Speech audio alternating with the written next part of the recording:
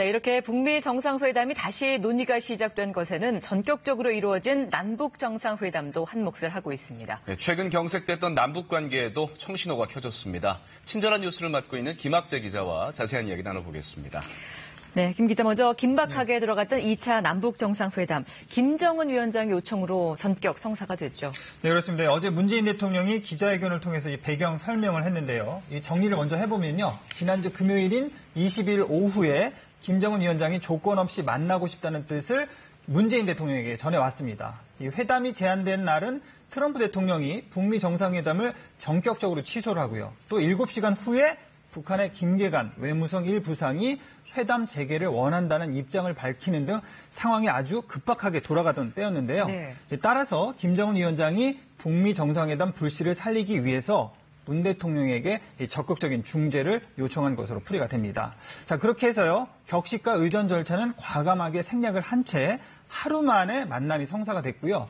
회담을 비공개로 진행을 하고 결과 발표도 하루 늦춘 것은 이 김정은 위원장 요청에 따른 것이다. 이렇게 청와대가 밝혔습니다.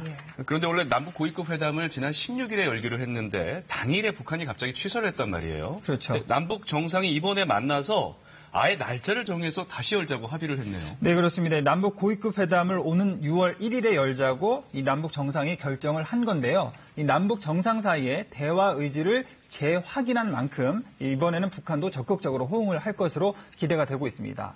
자, 어제 열린 국가안전보장회의 NSC 상임위원회에서도 이 남북 고위급 회담 등 후속 조치에 대한 논의가 있었는데요.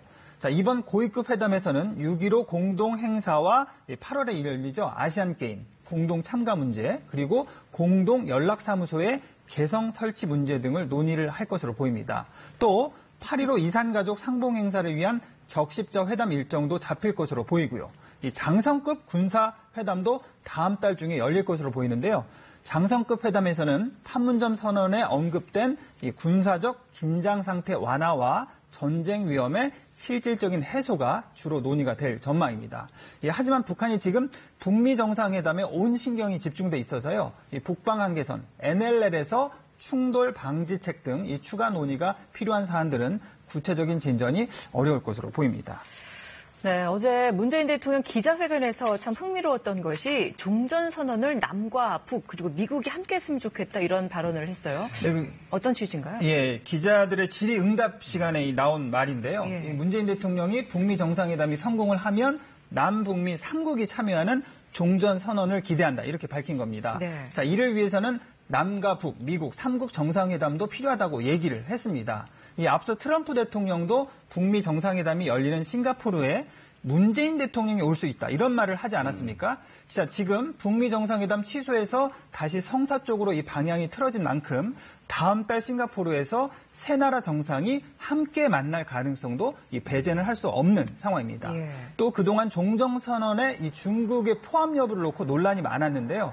일단 중국이 빠지고 남북미 3국으로 정리가 된 것에 대해서 이 중국이 어떤 반응이 나올까 이것도 좀 지켜봐야 할 대목입니다. 네, 앞서도 전해드렸지만 북미 정상회담을 위한 실무급 회담이 계속 진행 중에 있는데 시간이 이제 물리적으로 얼마 남지 않았단 말이에요. 이 남북미 3국 정상이 만나는 게 실적으로 가능할까요?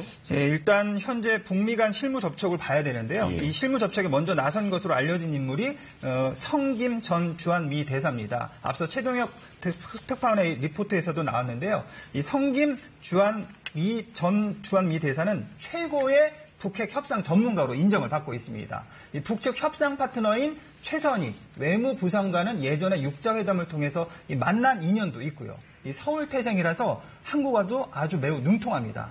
이 성김 대사가 협상에 이번에 나선 게 그동안 북미 간 비핵화 협상 과정에서 불거진 이 소통 문제 이걸 해결하기 위한 것이다 이런 분석도 나오고 있거든요.